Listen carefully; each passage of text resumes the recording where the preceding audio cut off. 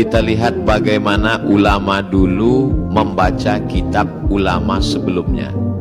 Al-Hafiz Al-Iraqi, kalau disebut Al-Hafiz itu berarti dia hafaz 300.000 hadis, 300.000 hadis. Salah satu ahli hadis bernama Imam Al-Hafiz Al-Iraqi. Dia membaca kitab Ihya Ulumuddin, lalu dia keluarkan takhrij. Takhrij artinya menuliskan status hadis-hadis yang ada dalam kitab Ihya.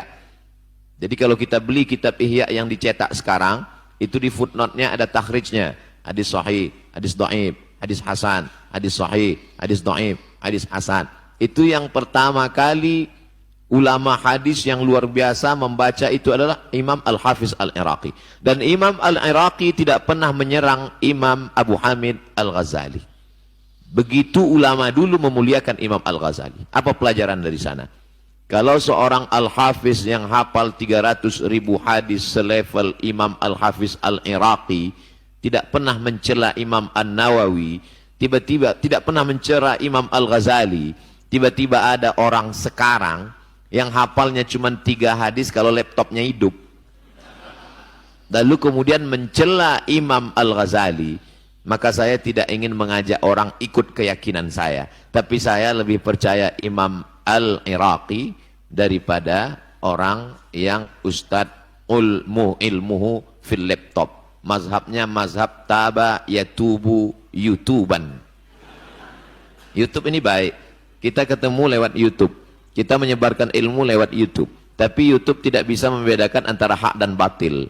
Semuanya ada apapun mazhab yang mau dicari.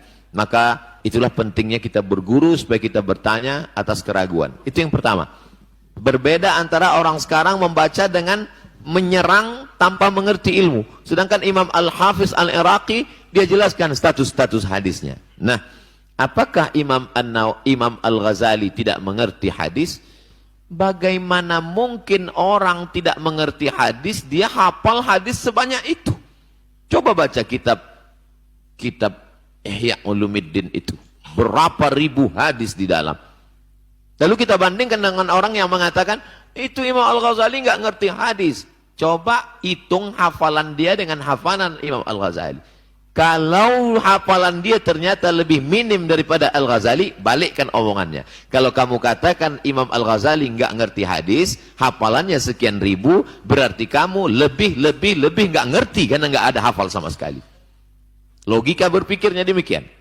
Lalu kemudian, kenapa ada hadis-hadis dhaif dalam kitab Ihya Ulumuddin? Apa kata Imam Nawawi? Imam Nawawi lagi menjawab, ajma'al ulama ala jawazil amal bil hadis dhaif. Ulama ijma boleh beramal dengan hadis dhaif. Makanya banyak sekarang orang mempermasalahkan, Allahumma barik lana fima razaqtana wa qina azabannar. Dhaif.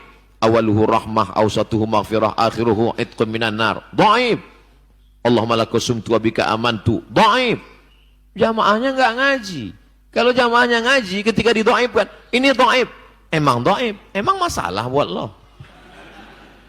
Imam Nawawi mengatakan ijma' ulama. Ucapan Imam Nawawi itu dijelaskan oleh Imam As-Suyuti dalam Tadribur Rawi Taqrib Nawawi, bahwa boleh mengamalkan hadis dhaif kalau cukup 5 syarat. Yang pertama, bukan dalam masalah akidah. Yang kedua, bukan dalam masalah menghalalkan yang haram, mengharamkan yang halal, dalil penetapan hukum fikih. Yang ketiga, tidak ada periwayatnya yang kadzab, pendusta. Yang keempat, masih bernaung di bawah hadis sahih. Yang kelima, bahwa dia untuk fadail a'mal. Jadi hadis-hadis dhaif yang ada di dalam kitab Ihya itu masih lagi dalam ruang lingkup koridor yang 5. Imam Al-Ghazali tidak melanggar apapun.